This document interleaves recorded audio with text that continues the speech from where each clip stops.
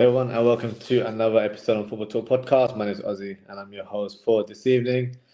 As you can tell, I'm not in my normal surroundings as I'm on vacation right now, but I thought it was only right that I did a impromptu show to discuss the breaking news that took place around this time last night, and that was Virgil van Dijk and Mohamed Salah set to sign new contracts with the club.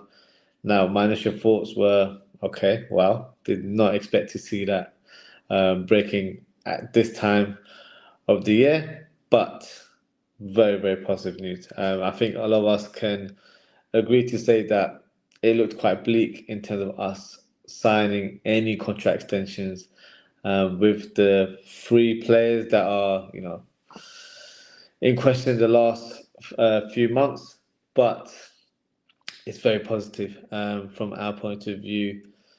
You've got Van Dijk, who of course is our captain. He has been pivotal in the way we have performed this season, in my opinion. You've got Mohamed Salah, who has been breaking records left, right, and centre. So it was only right that they were rewarded for their hard work and efforts, not for just this season, but for over the years. And I feel like it is the right decision to give them new contracts.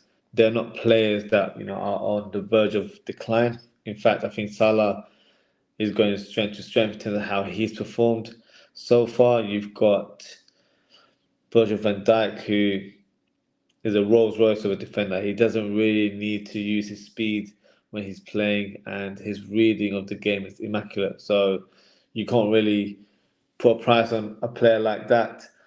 And I said it earlier on in the season, Jim, in the early stages of this season, if we were to not acquire these players, then we'll be taking at least 5 steps back, because I feel like they are so pivotal in how we are as a collective. I think it's going to have a huge impact in terms of how we perform going forward. So for me, very, very positive news from a Liverpool point of view. In terms of Mohamed Salah, he's rejected moves to Saudi, which, yeah, that move is always on the cards. Let's be brutally honest. Salah is the most popular sports figure in the Arab world. So, he's from, North Africa, but of course, his popularity appeals to parts of the world like in the Middle East and in Asia. So it wasn't going to be any different from there onwards. And I always feel like this move to Saudi Arabia is always going to be in the cards for him, whether he's 45 or 50 years old. That move will always be there. So it's not really something that I feel like he will want to take up this time of his career, where I feel like he's still playing at such an elite level right now. He's in contention for the Ballon d'Or, isn't he? So, whether he wins or not is a debate. But if he's in the contention of being a potential Ballon d'Or winner, then it goes to show that he's playing at the highest level, where he's breaking records left, right, and centre. And he doesn't have to be heavily involved in games because he's not as dynamic as he used to be. But he's still a player that is effective in games. He can still produce those moments of magic and clutch moments that helps Liverpool win the game. And that's what you want from your attacker. Sometimes I think we analyze players a bit too deep, where we start assessing their weaknesses or areas that they don't really focus on. But we also need to look at what they do produce on the pitch, and he's always produced the goods. And since he's joined the club, people call him a one-season wonder. He's been doing it for 8, 9, 10 years now. So call it what you will. But I'm very pleased that Mohamed Salah is on the verge of signing a new contract. It makes more sense to keep the likes of Salah and Van Dijk on board rather than sell them, because you're thinking, oh, we can revamp the whole squad and bring in younger players to sort of take over in years to come. But we're on the verge of winning the league right now, so that would be a bit of an amateur move from the club if they were to get rid of their leaders, their world-class players in the team and think that that's acceptable, because it really isn't in this day and age. So for me, we'll give FSG some credit in terms of getting the deal done. I don't think it was a deal that was hard to get done, if I'm being honest. You've got the likes of Salah and Van Dijk who have voiced their sort of quest for a new contract. They've shown the loyalty. They've shown that they really want to stay at the club. They love playing for Liverpool, and that is very, very important. From your captain, from your talisman, they're not swayed by money, because they have been offered big moves. As I mentioned, Salah has been offered big moves to Saudi. Van Dijk has been generating a lot of interest from clubs in Europe and in the Middle East. In terms of Europe, he's been getting interest from PSG, who we all know are probably producing some of the best football in world football right now. So that's a project that could have been very appealing for Van Dijk to go over and join. But he decided that's not the case for him. He wants to stay at the club. He wants to remain captain. He's only been a captain for a year, but he wants to prolong his place in the team and continue his legacy at the club. So for me, I'm very, very pleased in terms of, Virgil van Dijk and Mohamed Salah extending their contract at the club and staying here for the foreseeable future. Now the question will be, what about Trent? Where does that put him in this place? I would love for it to be where, it's a U-turn for Trent, but fortunately, I don't really see it happening in that way. That would be the perfect scenario if, he's like, you know what, these guys are staying on board, let me change my stance and stay on board as well. I think he's had his eyes set on a move to Real Madrid for quite some time. I'm probably talking 2-3 years. I think when Klopp announced his departure, I think that was probably the nail in the coffin for him, where he thought, you know what, maybe it's time to move on now. I've worked under one of the best managers in this era, in terms of recent, into the Premier League era or in European football in general, because Jurgen Klopp for me is one of the best. And he probably thought, with a new coach, it's not going to be someone that's well known. It's going to be someone that will have to probably get used to, and it's going to be an unknown commodity. And he probably thought the team were going to be out of the sort of top four race. He probably didn't think that Liverpool would challenge this season. So we probably surpassed everyone's expectations, including Trent's, more than anything else.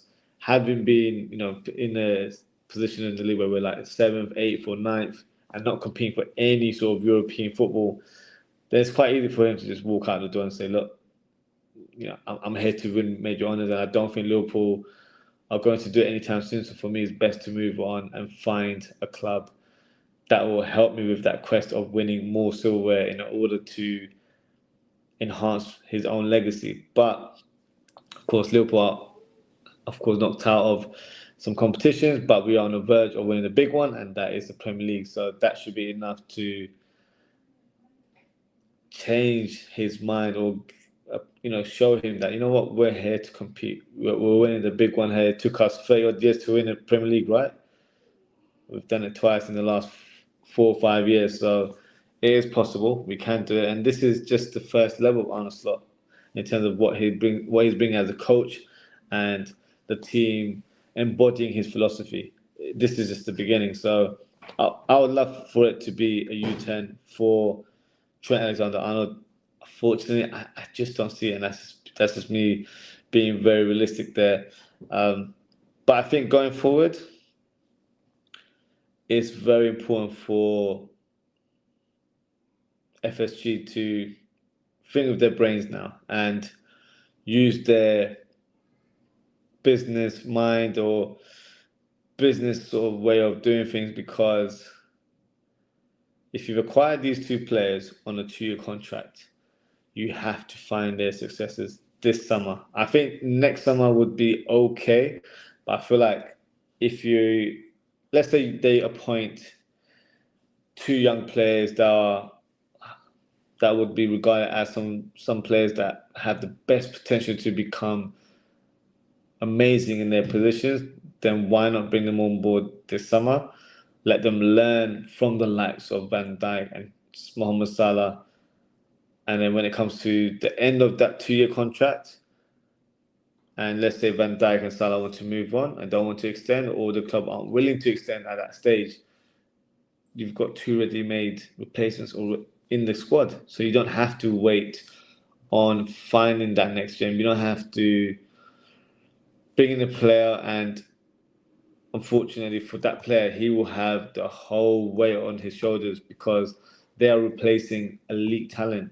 But if you've already got someone in-house, then it's a very easy transition. So if I was to throw some names out there, I think the likes of Dean Huijsen, who we've been linked with very strongly, he could be a fantastic understudy for Virgil van Dijk. And for Mohamed Salah, there's not really anyone out there that plays the way Salah does. Someone that I would like to see in a Liverpool shirt and could fit that right wing role is Ryan Cherki of Lyon. And I feel like he's a very special talent. I feel like if he was to come into the club and learn of Mohamed Salah, I feel like it could be a real special move from the club, because in terms of Ryan Cherki, there's been sort of reports to suggest that he's not the best trainer, or he's not someone that applies himself in the game. But I feel like if he was at Liverpool, for example, and he was watching how Mohamed Salah carries himself on and off the pitch, if he wants to be known as an elite player, he can't help but learn from that person. He can't help but move the way that person's moving, or just be a sponge and take as much knowledge as he can from Mohamed Salah. If he wants to be known as the best player in the world, you've got to do what Mohamed Salah is doing, and that is leading by example. So I think those 2 players would make the most sense to be recruited in the summer, and they wouldn't cost much. Like Ryan Cherki, for example, he's available for a reported £25 million due to the financial issues that Lyon are facing. And then you've got Dean Huijsen, who's available for £50 million on a release clause.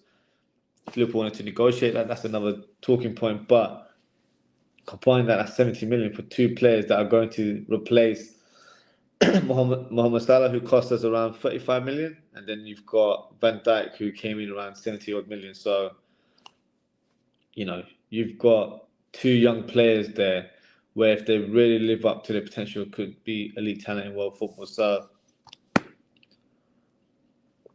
it'll be very, very interesting what the club does in the summer. But they have to move. They have to spend money this year. They need to back the manager. I will give them credit for getting the deal done. Well, it's not officially announced, but we feel like the deal is going to be announced soon. In terms of Virgil van Dijk and Salah getting new contract extensions. But I don't think that's good enough. I feel like it wasn't sort of a crazy negotiation deal to get done, because both players wanted to stay. Both players have expressed that, and they've met on the middle ground, where a 2-year contract for me is a fair deal from a player's point of view, where they are able to extend their stay at the club. But from a FSG point of view or club point of view, you've got players that are approaching the twilight of their career. So if for some reason one or 2 of the players, or both of the players, show a decline, then you can either sell them, or when their contract ends, they can leave with their heads held high in that kind of basis. So it's a kind of win-win situation in that regards. But I feel like if you were to get their long-term successes now in the summer, then that sort of strategy is bulletproof, because you've got players there that are ready to come in. So like Huijsen and Cherki are just examples that I'm giving. I'm sure there might be other players out there, but they're the ones I feel like that could really have an impact at the club. So who knows in terms of that future. But into the FSG, yes, they really need to back Arne Slot in the summer. It's going to be a huge summer, regardless of what was going to happen with these contract extensions. Which is, if you say it out loud, it sounds quite crazy, because we're on the verge of winning the league. So you wouldn't expect us to be having a rebuild. I wouldn't quite classify as a rebuild. I think we just need to strengthen in certain departments and add more quality, more depth in our squad. Because I think that's something that we've lacked this season, where we've not really rotated enough, and I feel like that has impacted the second half of our season.